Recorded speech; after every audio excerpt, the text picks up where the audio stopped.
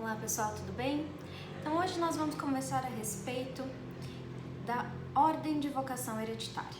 Então hoje nós iremos falar a respeito do inciso 1º do artigo 1829 do Código Civil, que traz a sucessão dos descendentes em concorrência com o cônjuge. E esse inciso 1º, ele é extremamente importante porque a maior parte das hipóteses de incidência do artigo 1829 poderão ser resolvidas pelo inciso 1º, e esse inciso é o que traz o maior número de questões que a gente precisa ter em mente na hora de fazer a sucessão. Então, antes da gente adentrar exatamente as especificidades desse inciso 1º, eu gostaria de lê-los para vocês. Olha lá, artigo 1829. A sucessão legítima defere-se na ordem seguinte. Então, a primeira coisa que a gente tem que ter cuidado é que esse artigo 1829 traz uma ordem de preferência. Então, eu só passo a herança para as pessoas do inciso 2º se não tiver ninguém do inciso 1º, e assim sucessivamente. Isso precisa estar na sua mente na hora de fazer a sucessão. Então, eu só passo para aquela regra do inciso 2º se não tiver descendentes. Só passo para a regra do inciso 3º se não tiver nem os descendentes do inciso 1º, nem os ascendentes do inciso 2º. E só passo para a regra do inciso 4º se não tiver nenhum desses três, certo? Então vamos lá, olha o que diz o inciso 1º. Aos descendentes em concorrência com o cônjuge sobrevivente, salvo se casado este com o falecido no regime da comunhão universal ou da separação obrigatória de bens, ou no regime da comunhão parcial, o autor da herança não houver deixado bens particulares. Então aqui, essa primeira regra já traz a importância do regime de bens para a gente determinar a sucessão quando ela acontecer em concorrência entre os descendentes e o cônjuge ou companheiro, né? Então cuidado também com esse detalhe, porque aqui, apesar do 1829 falar em cônjuge, a gente sabe que como 1790 foi declarado inconstitucional, essa regra também vai ser aplicada para o companheiro, certo? Então vamos tentar começar, antes da gente entrar nas regras de concorrência, que a gente precisa observar o regime de bens, mas falar um pouquinho da sucessão dos descendentes. Então, quando a gente fala de sucessão dos descendentes, nós temos a regra vigente maior de todas, é que aqueles descendentes de graus menores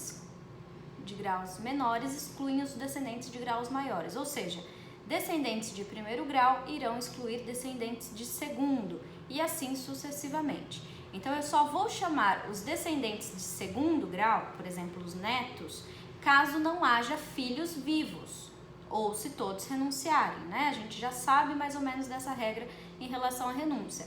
Então, eu só chamo o grau subsequente se não tiver ninguém ali no 1º grau, correto? Então, toda a sucessão dos descendentes será feita observando essa regra.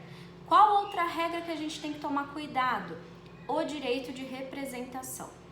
Então, na linha reta descendente, existe o chamado direito de representação pelos descendentes do filho, né, do descendente pré-morto, por exemplo, ou declarado indigno ou declarado deserdado. Então, nessas situações, é possível que haja o direito de representação e, então, aqueles que são descendentes do indigno irão representá-lo naquela herança. Então, todas as regras que a gente já conversou se aplicam aqui nessa sucessão dos descendentes, tendo sempre em mente que eu só chamo o grau subsequente se não tiver ninguém no grau anterior, correto? Só que esse inciso 1º, ele não fala só da sucessão dos descendentes, mas ele vai trazer uma regra de concorrência, ou seja, situações em que tanto os descendentes quanto o cônjuge ou companheiro irão herdar. E aí a gente precisa ver quais são essas situações, porque essas situações dependerão do regime de bens. Então, o que vai dizer o 1829 que a gente já leu? Que no regime de separação obrigatória, no regime de comunhão universal e no regime de comunhão parcial, se não houver bens particulares, então olha lá, no regime de separação obrigatória, no regime de comunhão universal e no regime de comunhão parcial, se não houver bens particulares, nesses 3 regimes o cônjuge será apenas meeiro, ele não será herdeiro. Então, cuidado, nesses 3 regimes, o cônjuge não terá direito a concorrer à herança, ele só vai ter direito aos bens relativos ao regime de bens escolhido para o casamento ou união estável, certo? Então, cuidado com esse detalhe. Mas então em quais regimes que esse cônjuge vai concorrer com os filhos? Bom, vai concorrer com os filhos o cônjuge casado no regime da participação final dos aquestos, da separação absoluta. Então, cuidado aqui na diferença de separação obrigatória e absoluta.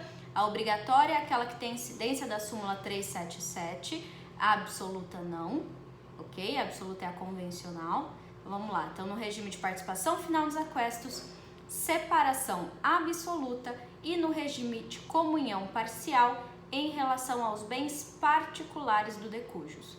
Então, em relação aos bens particulares do decújio, o cônjuge vai concorrer em igualdade de condições à herança com os descendentes, certo? Essa regra é importantíssima e não podemos esquecer, então, que em alguns regimes o cônjuge vai ser herdeiro e em outros regimes ele vai ser apenas meeiro. Cuidado com essa regra e com a leitura do 1829, inciso 1º. Tá bem? Certo até aqui? Tranquilo? O que mais que a gente não pode esquecer? Nós também não podemos esquecer a regra do 1/4. O que é essa regra do 1/4, pessoal? No regime de bens, né, naqueles regimes que o cônjuge for herdar em concorrência com os descendentes, então regime da comunhão parcial se houver bens particulares, regime da participação final nos aquestos e o regime da separação convencional, nesses regimes a gente precisa observar a regra do 1/4 que está prevista no artigo 1832. Vamos dar uma olhada nesse artigo, olha lá. Em concorrência com os descendentes, caberá ao cônjuge quinhão igual ao dos que sucederem por cabeça. O que isso significa? Que eu vou dividir pela quantidade de pessoas que tiver. Então, tem o cônjuge mais 2 filhos, eu divido a herança por 3, por cabeça. 1, 2, 3. Ok? Olha lá. Não podendo ser a sua cota inferior à 4ª parte da herança, se for ascendente dos herdeiros com que concorrer. Cuidado com esse 1832. O que ele está dizendo? Que o cônjuge, se ele tiver filhos comuns, então olha lá, vamos pensar uma situação de uma pessoa que foi casada há 30 anos, tem 4 filhos e veio a falecer, certo? Os únicos filhos que eles tiveram foram os filhos desse casamento, esses 4 filhos.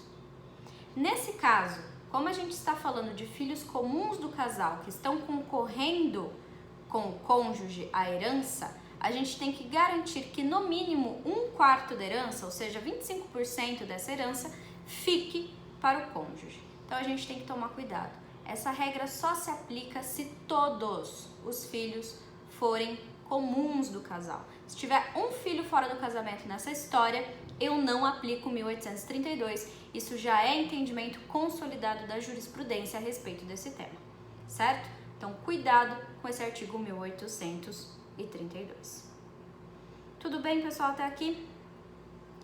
Então, aqui nós vimos a sucessão do cônjuge em concorrência com os descendentes.